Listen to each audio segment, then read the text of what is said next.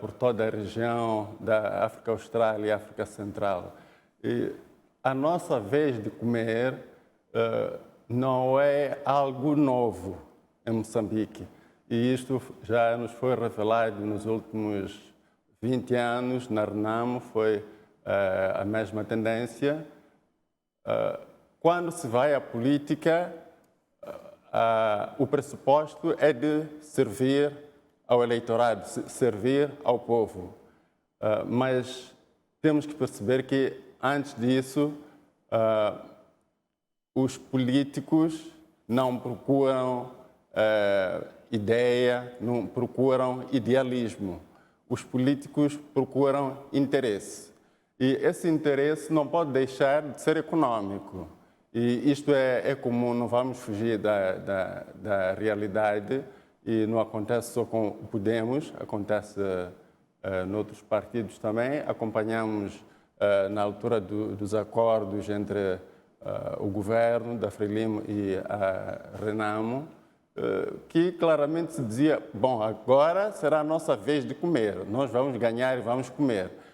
O Podemos usou da fama ou da força do apoio do Venâncio Mondlane, que se confunde de alguma forma com o Podemos, uma figura que influenciou o partido e o eleitorado procurou realmente dar confiança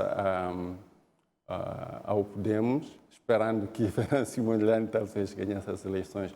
Mas esta apetência pelo poder é também a apetência por acesso a recursos.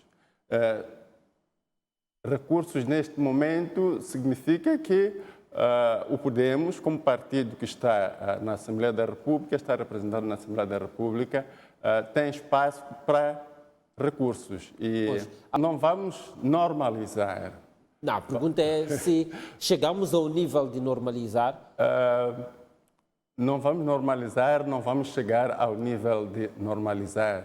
Está somente a ser um hábito que não é só de Moçambique, como vinha dizendo, mas os políticos devem aprender agora que Moçambique pretende desenvolver-se como democracia, avançar como um partido democrático e, acima de qualquer interesse dos políticos, é preciso colocar o interesse do cidadão, o interesse do eleitorado em primeiro lugar, porque essa é a confiança que foi depositada pelo povo. O voto do povo coloca forquilha, coloca os deputados do Podemos alguma responsabilidade e eles têm que, antes de pensar em assuntos pessoais, responderem aos anseios do eleitorado. E quando se fala de desenvolver democracia,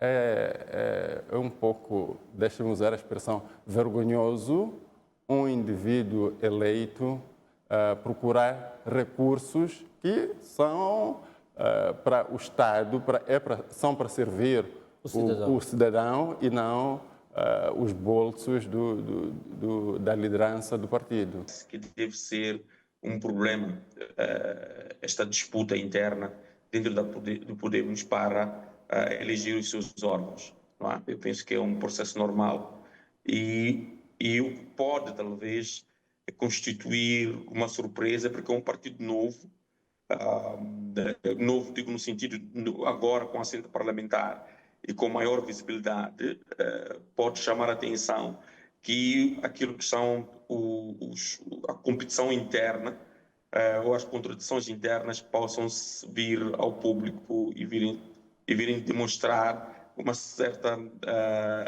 podemos assim dizer, como se o Podemos estivesse também a não ser maturo necessário para poder discutir os problemas internos, não é? Eu não me surpreende que isto possa acontecer no Podemos. O que eu acho que é importante é que essas contradições internas, elas vão resultar num partido mais maduro, vão resultar numa plataforma importante interna de competição interna por um programa de governação interna do próprio partido e também da forma como o partido vai expor as suas ideias ao público. Isto para nós é que nos interessa como eleitores, como cidadãos.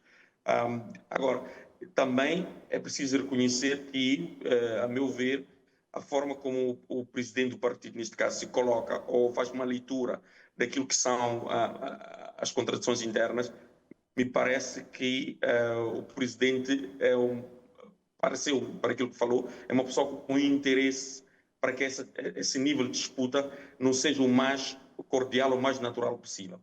Então, a posição do presidente é, primeiro, não reconhecer que esse processo de competição interna deve ser um processo normal e deve acontecer dentro de um espírito de competição e de um espírito estatutário. Também o mais importante, que acho que o presidente também não reconhece, é o papel que os membros que não estão contentes com os processos internos, eles recorrem a tribunais, né? Recorrem a meios judiciais formais para competir ou para fazer exercer o seu direito de interpelação. A primeira é que o Forquilha não disse nada de novo. É aquilo que corporiza a maior parte dos partidos políticos em Moçambique.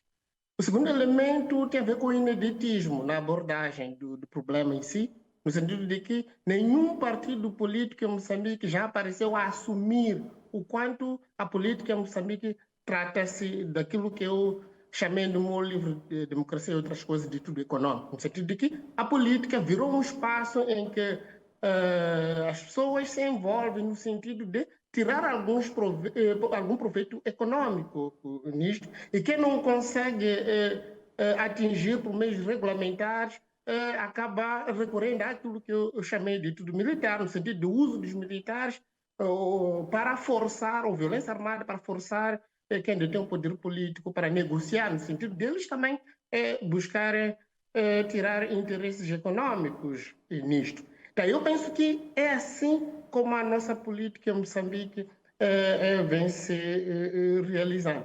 Agora, isto vê-se na forma como os próprios partidos políticos em Moçambique têm vindo a se caracterizar, que é aquilo que eu tenho vindo a chamar de oligarquização dos partidos políticos, no sentido de que se não, os membros fazem parte de um determinado partido político, não tem uma relação com as figuras históricas desse partido, dificilmente tem acesso aos órgãos de tomada de decisão ou àqueles órgãos que permitem que possam participar de forma direta nos espaços de tomada de decisão. Quando falo de espaço de tomada de decisão, estou a falar da Assembleia da República e outros espaços do nível micro.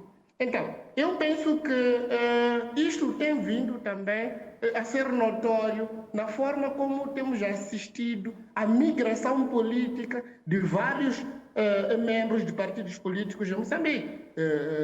Podemos ver, por exemplo, como o Venâncio tem andado de partido em partido para se afirmar como alguém com interesses partidários em Moçambique, mas também que tem uma relação direta com a ideia do tudo econômico. E não é só o Venâncio Mondlane, mas tem uma série de membros de partidos políticos, Luís Boavida, por exemplo, e por aí em diante, que têm usado dessa forma de migração política como um meio para chegar aos órgãos que permitem que possam ter esses interesses econômicos.